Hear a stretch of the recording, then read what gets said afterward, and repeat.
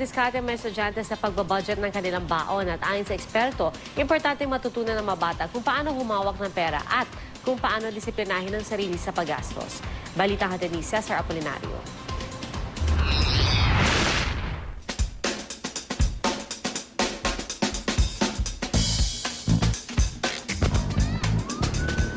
Bukod sa mga aralin at paboritong subject sa eskwelahan, allowance ang isa sa pinakahihintay ng mga estudyante tuwing pasukan. Baon mo araw-araw? 10 lang po. 15.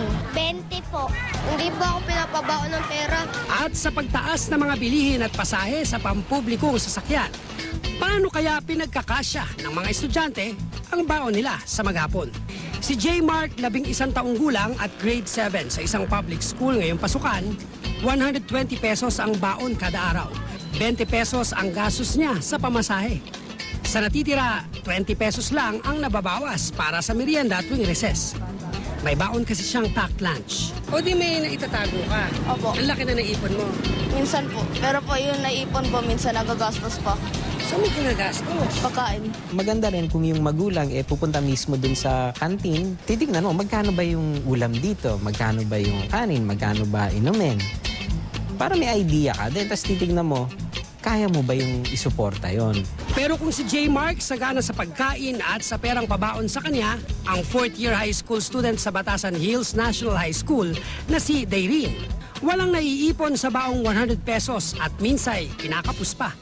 Sa pamasahe pa lang papasok at pauwi, ubus na ang mahigit kalahati ng baon niya.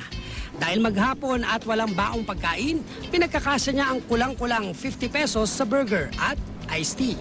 May natitira pang pamasahe sa jeep pauwi, pero dahil madalas kapos ang baon, imbes na mag-tricycle o pedicab, ready siyang magkadilakad. Dumarating ba yung point na nauubos talaga? Pag ano po, Xerox, ganun. Kasi nagpapaano ka pa, photocopy ka pa. Paano ka umuwi? Nangungutang? Hindi po. Paano? Tinitira ko po yung 7. Para, kumbaga, dito, sasakay ako papunta sa amin. Tapos, pag doon na po sa kanto namin, maglalakad na lang ako. 5 kilometers gano'n. Anong panahong nag-aaral pa sina nanay at tatay? Piso lang naman nung araw, okay na di ba?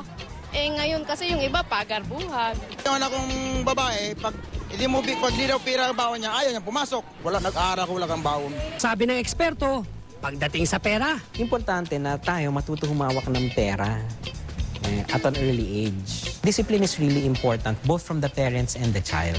Cesar Apolinario, GMA News.